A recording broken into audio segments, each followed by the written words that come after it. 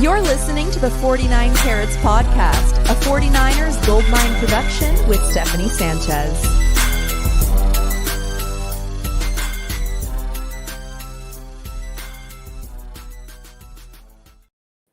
What's going on, everyone? Welcome to another edition of the 49 Carats Podcast. I'm your host, Steph. It is Thursday, July 24th, or day 2 of 49ers training camp. This was my first day there. I flew in this morning and went straight to camp. I was a little late. My seats weren't the greatest today, but I still got some great updates for you guys. So going to be giving you all the deets of what I saw from my perspective of day 2 of 49ers training camp. So first, I want to start off with the injury updates. I know that's something, we all kind of pay attention to here. So for one, Jacob Cowing was not present. Of course, you guys recall Kyle Shanahan after yesterday's practice mentioning that Jacob Cowing did suffer a hamstring injury, so he was not seen at all. As far as some of the other players that have been hurt and are rehabbing, Ricky Pearsall, for example, did see him doing some straight line sprints where he does look fast. Kyle Shanahan did say that Pearsall reached his max speed over the weekend, which is a great sign. And then he also did some cutting, and he looks good. He looks good from what I can tell. Again, Kyle Shanahan did say in his presser yesterday he'd be surprised if Ricky Pearsall is not out there Sunday. So the part of him being on the PUP list and wanting to see him just a little bit more, even after him reaching his max speed, they just want to make sure his conditioning is right and that he's for sure ready to go before they activate him off of PUP. But I'm looking forward to Sunday and seeing if Ricky Pearsall is out there. All signs point to that being the case. I also did see Ben Barch, but when I did see him, he was just walking around. I didn't catch a glimpse of him rehabbing, but I'm assuming that's going and probably going well because John Lynch yesterday, or maybe the day before that, 2 days ago, it said he expected him to be back relatively soon. So Ben Barch will be out there. I did see Mustafa and Ayuk at different points. Ayuk, very much around the offense and the receivers, just kind of hanging out. He seemed very engaged during 11 on 11s and all that. So good to see him out there. But let's get into the nitty gritty of today's practice. And I'm going to do these recaps in a slightly different format than I have in the past. So I'm just going to talk about the plays of the day and then talk about players that exceeded my expectations, players that are stacking their days, and any additional notables that I have after that. And of course, I'll answer any questions that you guys have for me in the chat if you do. All right, so let me start off with offensive play of the day. And if you're a 49er fan that's on the internet, as I assume you are because you're here, right?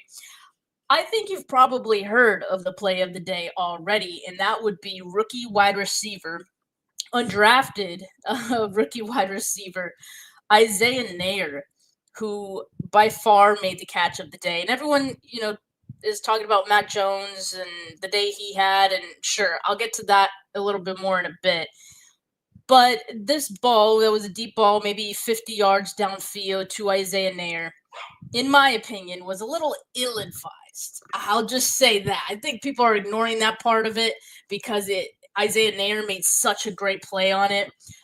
But this was a ball thrown into pretty much triple coverage downfield. There were 3 defenders there around Isaiah Neyor, including Jason Pinnock, the safety, who looked like he was clamoring to get that ball as well. Isaiah Neyor just made the play better than anyone else could. At that moment, he went up and got it, and that's already impressive, right? But like sometimes you see guys go up and try to get balls like that. But it's another thing if you actually come down with it, especially after going up and trying to get it jumping that high. Neyor came down with it, which, obviously put the exclamation point on that play. Best play of the day by far. I wouldn't even be surprised if it stands to be the best play of this year's training camp. It was that good. It was that eye-opening. Everyone was like, whoa, who was that? Isaiah Neyor putting people on notice. And the fact that this 49ers wide receiver group has been so like riddled with injuries so far. They're missing so many guys. They're signing guys, free agents off of the street, basically. And they signed another today. They had signed a Quinimius St. Brown, Amon-Ra St. Brown's brother, just the other day. And then today they signed Quinton Cephas. So they got these back end of the roster veteran guys just trying to fill in the space that all these other guys who are hurt are leaving behind. Kyle Shanahan did say in his presser a couple of days ago he likes to have 12 wide receivers at all times, and part of that is because he doesn't want to increase the risk of injury for, say there's a couple guys hurt and there's 10 wide receivers that are healthy. Well, they're getting more reps, which increases their chance of getting hurt as well, which then increases the chances of the remaining to get, so it's kind of like a snowball effect. So that's why we've been seeing more wide receivers getting signed. But I will say, like, this opens up the opportunity, as all injuries do. It opens up the other opportunity for other guys on the roster, other guys that are a little more buried down the depth chart to make a name for themselves, make the most of their opportunities. And I have to say, a play like the one from today from Isaiah Neyor is definitely going to catch people's eye. I was actually watching Brad. I didn't see Brad today. Probably see him tomorrow, but I was catching some of his live. He made a really great point. At first, I didn't agree with it, and then I was like, wait, no, that's genius. So he said 49ers will probably post the clip of this play of Isaiah Neyor. It's the best play of the day. Like, usually when they post videos from each day's practice, it's usually like the best play.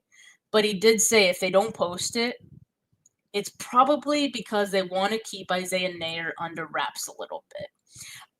So, which I could see, right? Like, they're at this point, or you could see them being at a point during roster cuts where you got to make a decision about, the seven. I think it's usually 7 guys, wide receivers, that you keep on the 53-man roster. And if you have to make a tough decision about, if it's between 2 guys, it's more than likely it's the undrafted free agent that you're going to release and see if you can get him back on the practice squad. So that would be Isaiah Neyor. As it stands today, a lot can happen in the next, few weeks that can maybe put Isaiah Neyor a little higher up on the pecking order, maybe, but there's still a lot of guys, I think, ahead of him at this moment, a lot of veterans, a lot of those guys who are ahead of him are hurt right now, which is why he's getting a pretty good look. But yeah, that could be something that happens. So I am also interested in seeing if the 49ers do post that clip for all of your guys' sake. Anyone who didn't get a chance to go to today's practice, I hope they post it because it was that incredible. Actually, literally 6 minutes ago on their Instagram, they posted it. I don't know if you guys could, you guys could see that. So look at that. All right, so they did post it. Isaiah Neyor making an incredible catch. Again, it was from Mac Jones. Again, it was in triple coverage, but good for him and good for the 49ers for posting it. Good for all of us because we get to watch it unlimited times. But yeah, that was the offensive play of the day, Isaiah Neyor. I think as far as defensive play of the day, there wasn't like one super defining one like the one Neyor had, but Stone Blanton, the linebacker, rookie linebacker, he had an interception off of, I believe it was Tanner Mordecai, who didn't have the greatest day, but Stone Blanton interception was probably the play of the day on the defensive side. Now, as far as a couple of players who, I'll just say, like, I think both units performed well. I think for most of these daily recaps, I do want to highlight one unit that, was the unit of the day.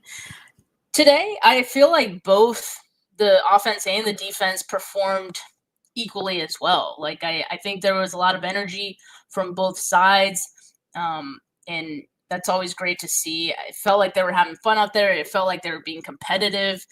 So it was just a really great environment today. I don't know if I could say that one unit like clearly outperformed the other. Again, I think it was a great day just for the team in general. But I will say, as far as players who exceeded my expectations today, there's a couple that I want to talk about. So Upton Stout, I think, is one of those guys for me. I don't know if I've seen that many other people like mention Upton Stout, but he's someone that kind of flashed because and granted, I didn't have the greatest view today, like I said, but I do feel like Upton Stout was one of those guys who, when it came to it being a run play, if he was on the field, he was seeking that thing out. Like he was looking to make a play. He has a very instinctual way of finding the play, weaving through traffic if he needs to in order to make it. Like he's really good run defender. I think that's something we knew from watching his tape, even right coming out of college. Upton Stout, like that's just the kind of player that he is. So it's just great to see in training camp. And again, like no pads for these first few practices. Kyle Shanahan did say by league rule, they have to have the first 4 practices have to be non-padded.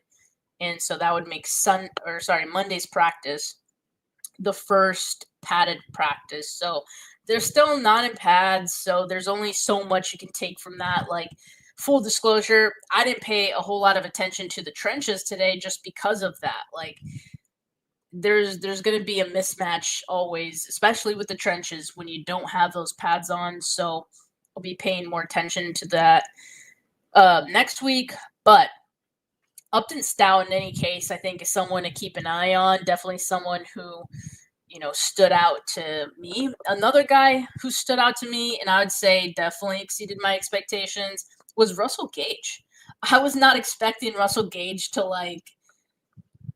I don't know. I wasn't expecting to notice him at any point. I just thought, okay, back half of your wide receiver depth chart. That's it. He's going to be a camp body, And, maybe I was open to the idea that he'd be one of those veterans that, looks like a savvy veteran. And I think the injuries to all the other wide receivers certainly give him more of an opportunity to show what he has. And so I think that's a little bit of what's happening here. But you definitely also get, savvy veteran when you see Russell Gage.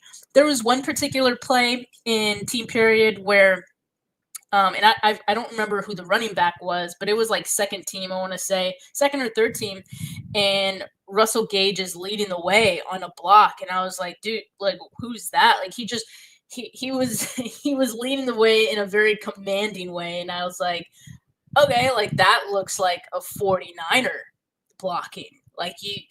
You think of Trent, you think of George Kittle, the way they lead block, right? It kind of looked like that. It just in just the commanding way that they do it. And so I knew right away when I saw that, I was like, oh, Kyle's going to love that. Kyle's going to love this dude. Who's that? It's Russell Gage.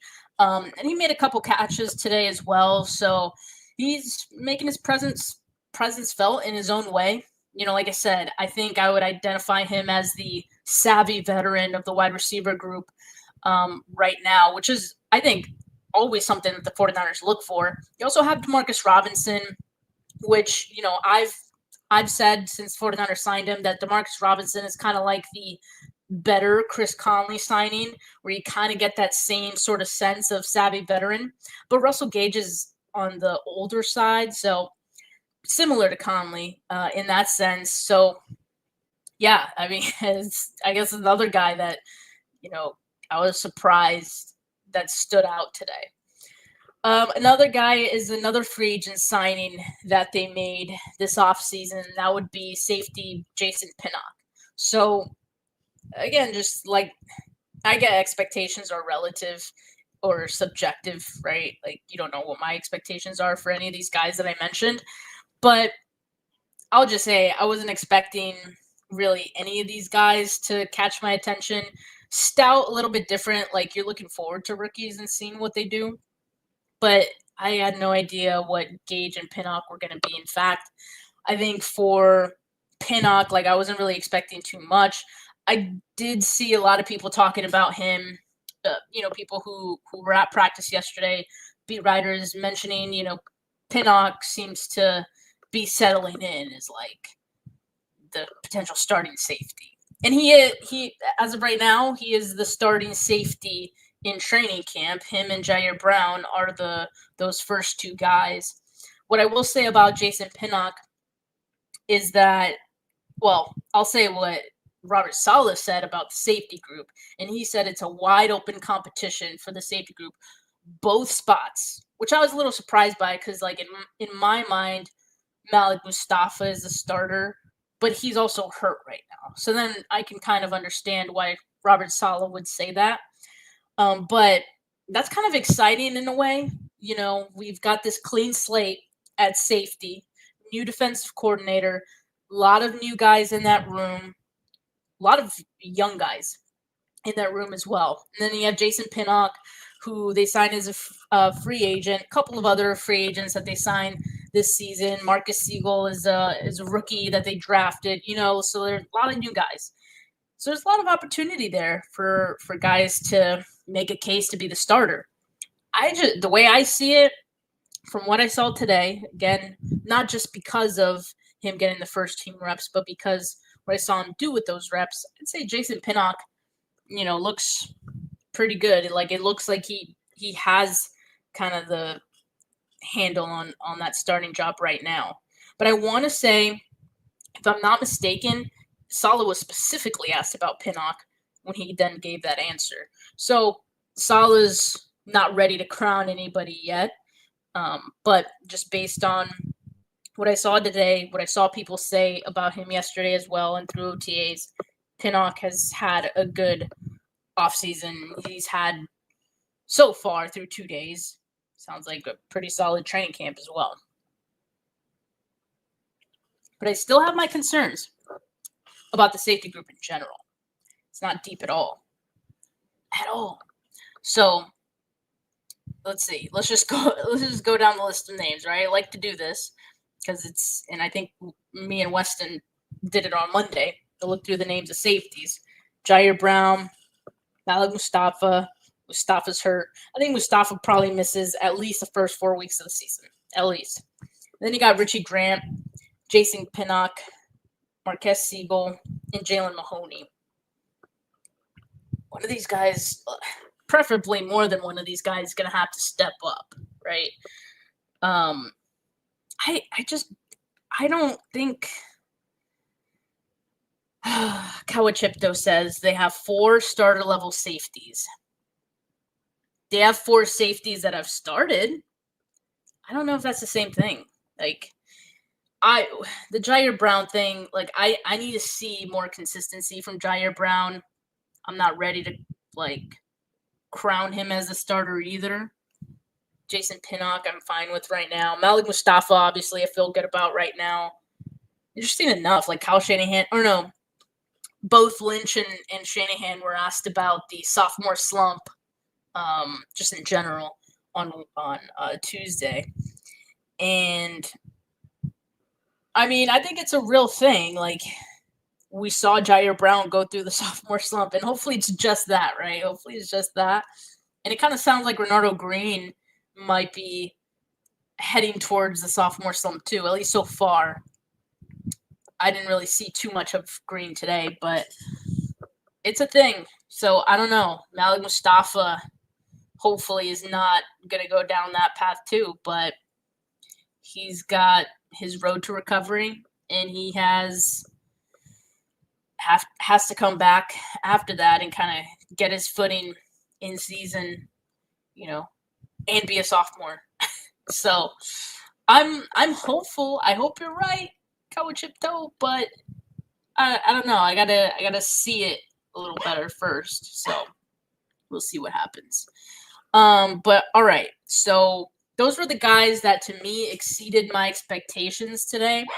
But just as other guys who, had solid days, I'll say like Mac Jones definitely had a pretty good day today.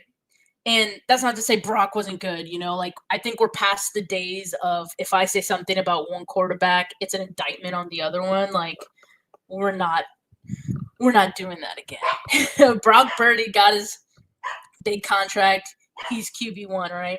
So nothing that Mac Jones did is any threat to Brock Purdy. But I do think Mac Jones looks like one of the better QB2s that this team has had, right? Since Brock Purdy became the starter. And I think that's great. Like that's a really good sign. He just looks confident out there. He looks comfortable. And he was making plays. Like I said, that play to Isaiah Neyor, he wasn't afraid to let that one loose, uncork it. That's good. I think those are the kind of things that, like, especially for camp, like I think the coaches appreciate that, and that tells you what kind of guy he is, and that could go a long way as far as what coaches think about him. But yeah, I think he had a pretty good day. Common connection was Mac Jones and Juwan Jennings today. And I also want to say, Purdy and Kittle connected quite a lot today as well. 3 catches, and I think there was a 4th that fell incomplete. But yeah, what I will say about Mac Jones as well, this is another thing that was impressive. Like I already said, he's aggressive, but the way that he's aggressive is like he's not afraid to make layered throws over defenders. There was a couple plays where he put it right between 2 defenders, like he's threading the needle. Like he threaded the needle a couple times in practice today. And I thought that was really impressive, especially from my vantage point, because the way that they did the team period today, it was in the field. So yeah, they changed the format or the orientation of the field. So now it's like from where the bleachers are, it's like 2 vertical fields now. And so the first 11-on-11 period they did on the far end of the field. So we were like, you couldn't really see too much. And then on the second one, it was like closer to us. So I think both times, just from that vantage point of seeing it directly or seeing it from the end zone view, basically, you do kind of see where players intersect, and like you get a better sense for like the, I don't know, depth perception of like where guys are. And so I got a really good look at some of those windows that Mac Jones was throwing into. Like I said, a lot of those were completions. So yeah, he had a pretty good solid day. Sorry for the dog barking in the back. If you guys could hear that, my sister's dog, little Chihuahua. But let me pause for a second, and I'll look over at some of your guys' comments. Again, if you guys have any questions, just let me know. Drop those hashtag 49Ks in the chat. Come on, guys. What are we doing? And also make sure you like this video if you haven't yet. All right. Foot says, my prediction is all these young wide receivers, we need to step up. Maybe one will show something in real games. The wide receiver room is going to keep this offense in the port. Yeah, I mean, someone's going to have to step up, right? Like, there just has to be. So, I think right now, feel good about Juwan Jennings being that guy, right? Like, we saw what he did last year, so you can stay afloat with that. Pearsall, I think, is going to be back Sunday. Let's pray to God that, he could stay healthy. And then, Demarcus Robinson looks solid. Like, I think we do expect that he's going to get suspended. And if he does get suspended, or when he does get suspended, it's going to be 3 games probably. It seems to be the standard. Jacob I want to see Cowing, man, but we'll see him when he's back healthy. But yeah, aside from like some of those back end half of the roster guys, the those rookies, a couple of second year receivers, like hopefully one of those guys could stand out. But if not, we always got Russell Gage, right? I don't know. He's looking good. All right.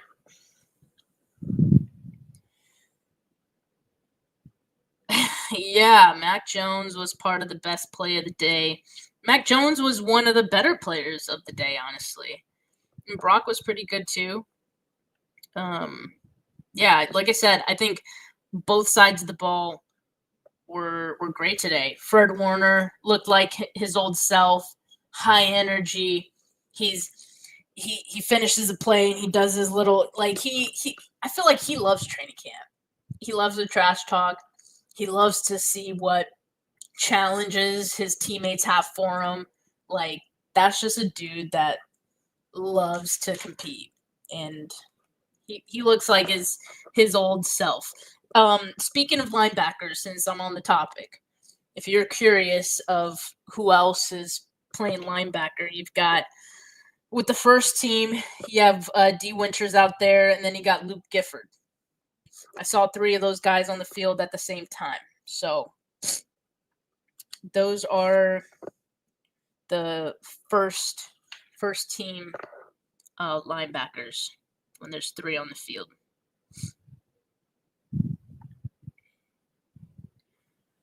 All right. Technic says, love Robert Saleh, essentially saying, fear not the man who has 10,000 kicks he practices once, but the man who has one kick he practices 10,000 times.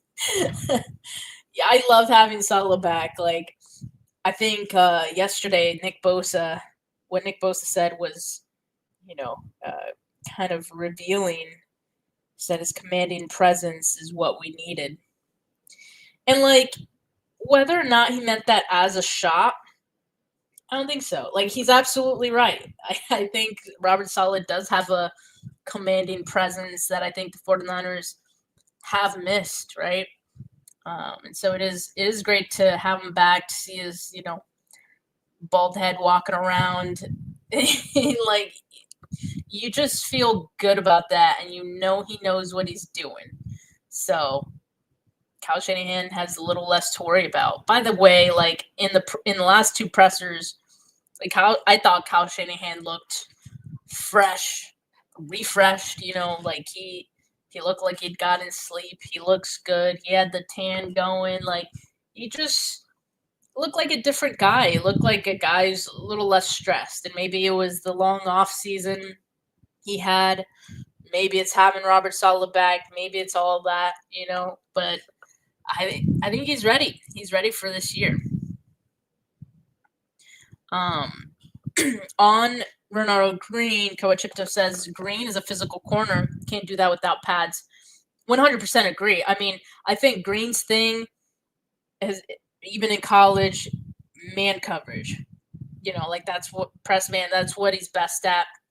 And yeah, like he's very physical and is kind of all over his receivers, which, sometimes he has to be careful with that too when it comes to real game situations. But yeah, maybe he will look better when the pads come on. I think it definitely couldn't hurt him for him being a physical receiver. 49ers Throwback asks, how's Alfred Collins looking? He's looking big. He's looking massive. Jordan Elliott's also pretty large as well, but he does look to have a couple of inches on Elliott. So, yeah, he looks big. Like I said, I didn't pay a huge attention to the trenches and, the defensive line today. For one, I had a terrible angle at the defensive linemen who were in the second field on the far side of it, so just had a bad angle. And then when they were doing the team period, I had a terrible view too because I wasn't at the top of the bleachers.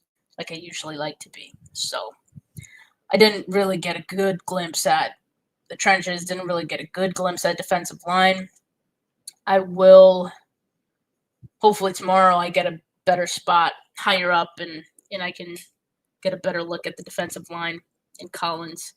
But the size, like, he looks the part. He really looks the part. All right. For some reason, when I'm like talking for like 30 minutes straight, the throat gets really dry. So 1 second while I drink some water.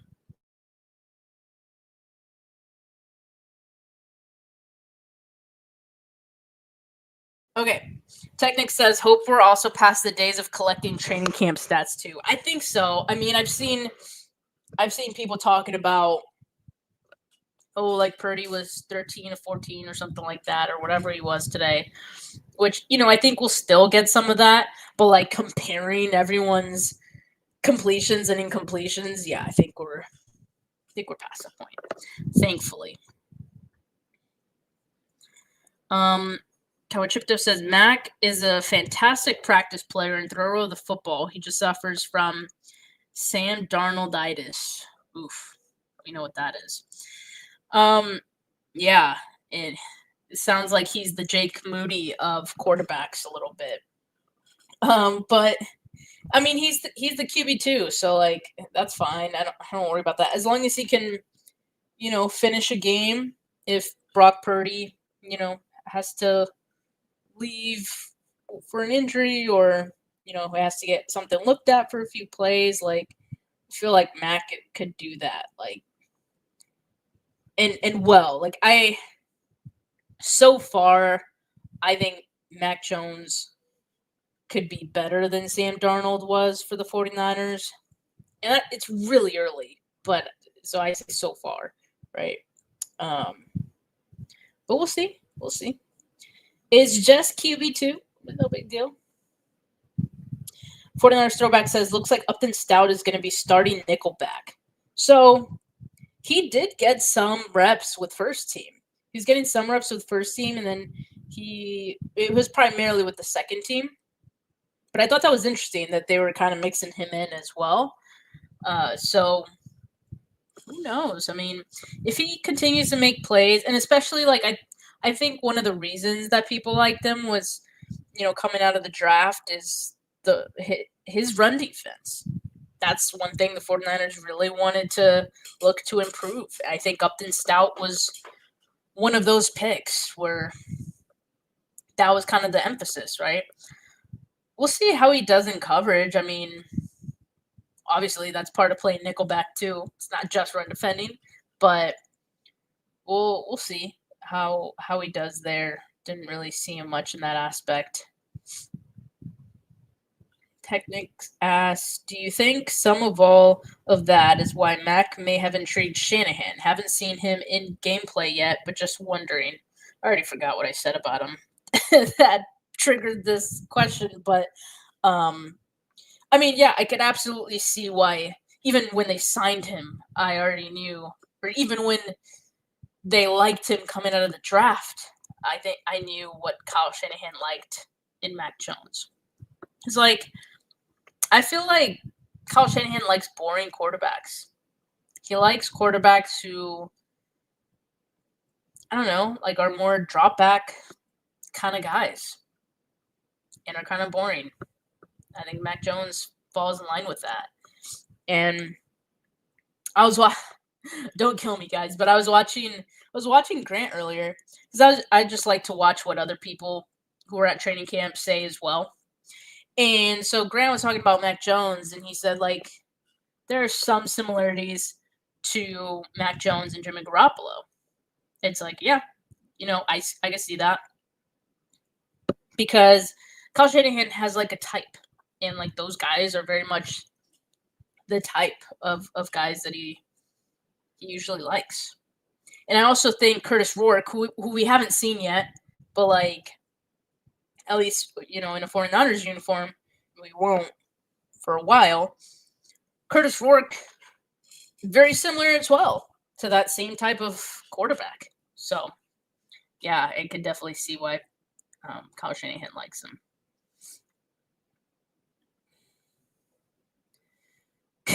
Go get the dog. It's not my dog. Someone else get him. But, the dog kind of looks like your avatar, Steve-O. Just a little bit. What's going on, Uncle Salty? Glad you can make it. Kawachipto says, Mac was better than Lawrence last year. Trevor Lawrence. Not that that's a high bar, but if he could fix his issues under pressure, he could start somewhere.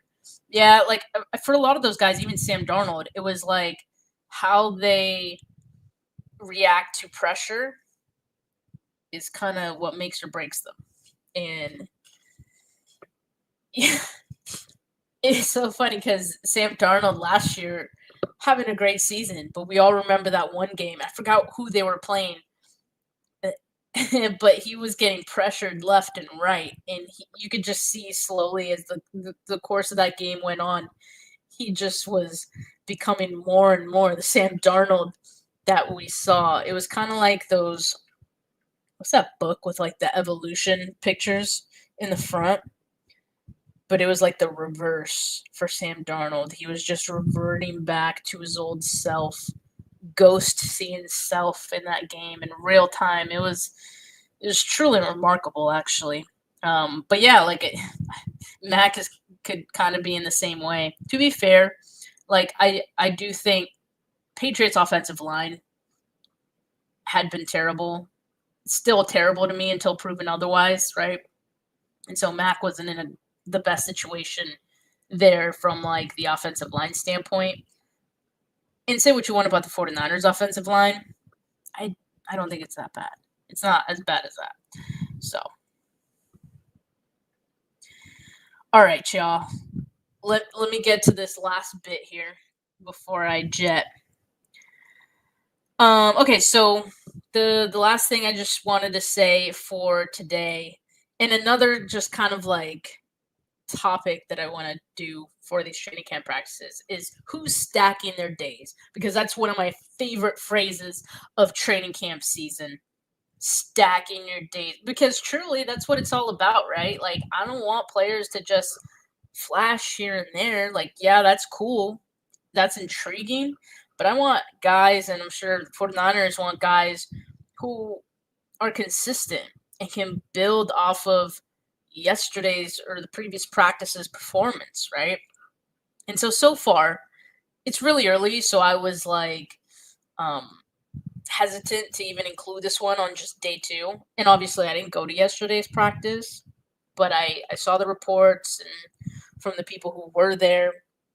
So I want to say that through 2 days of practice, the 2 players who have stacked their days are Jason Pinnock, and Michael Williams seems to be making a hell of an impression.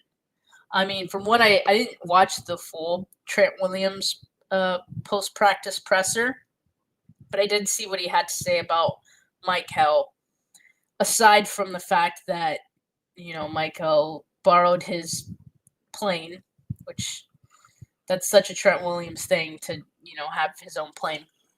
But aside from that, he also compared him to, was it Eric Armstead or was it Buckner? One of those 2 guys, which is like obviously high praise. You can kind of see it from like the role standpoint, but he said like his size, you can see it from his size. Slightly different, but Buck, yeah, sorry. So it's Buckner. Like slightly different in their bodies, but arm length is there, the height is there. That's truly going to be Michael Williams' strength. I mean, we know he has the size that he could kind of, that allows him to impose his will on,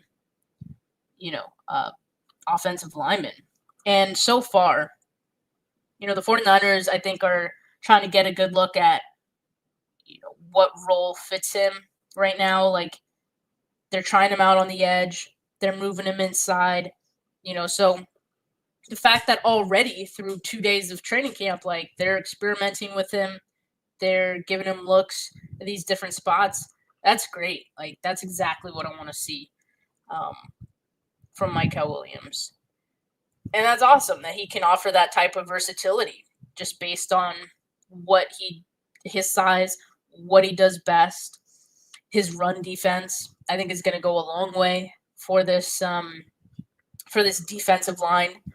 Again, another point of emphasis, right? Run defense. Michael Williams being their first pick at pick 11, I think really underlined that as well.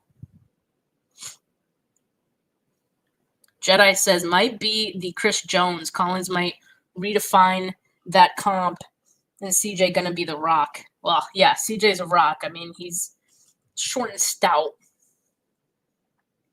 I can see it. I mean, yeah.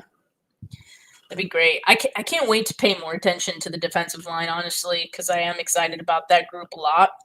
And it sounds like from people who did have a better view than I did that the defensive line looks good. And I think everyone's just as equally excited to see those guys and how each of those guys kind of have their own thing to offer to the defensive line. I think we're going to see a lot of versatility. What was it? Remember that report from Tony Pauline? It was after the Shrine Bowl. And he said that he heard that the 49ers, he spoke to someone, I'm assuming it was someone from the 49ers, scout maybe, that with Robert Saleh, like they want to add more exotic looks. And like that was one of the things they said. And I was like, yeah. I think even through the first 2 days of training camp, we've already seen more exotic looks than we saw in maybe the last 2 years. So I'm surprised I didn't get this question earlier. Ems asks, how are the kickers looking? I don't know if we saw the kickers today. Did anyone I feel like I would have noticed that.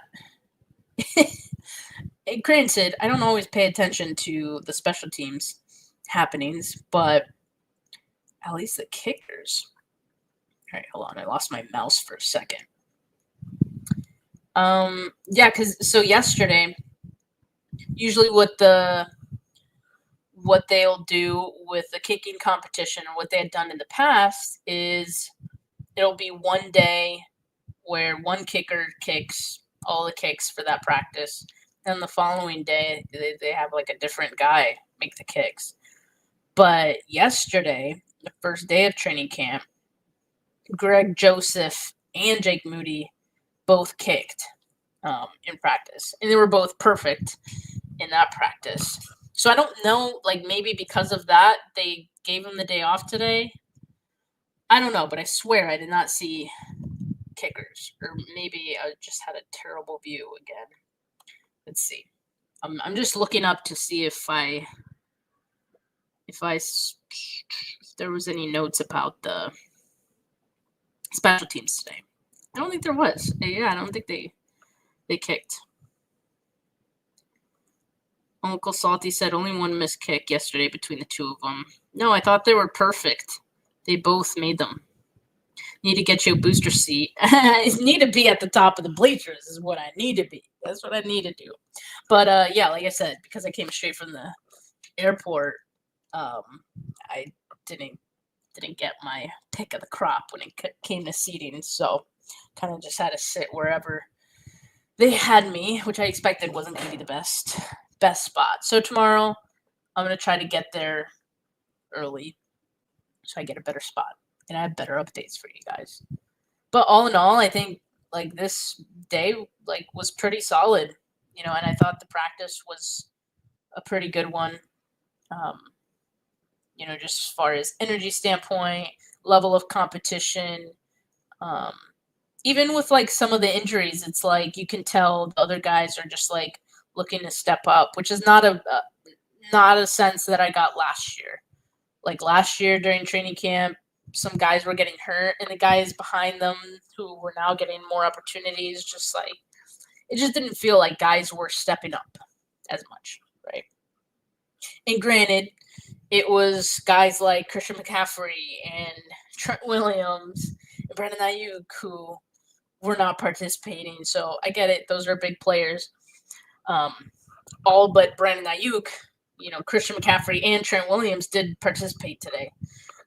So having those guys back, I think, is big. But Uncle Salty said that me and Brad need to get binoculars. Who you think you're talking to? I got binoculars, man. I got binoculars. What I didn't have today, so with my binoculars, obviously I can see far, but I didn't have the angle I needed. Salty, and also what was really funny is when they were doing the 11-on-11 period closer to the bleachers and where the fans were sitting, you would think I'd have a better view, but it was actually worse because the players were literally the players who weren't in on the play, they were just standing right in front of where the plays were happening.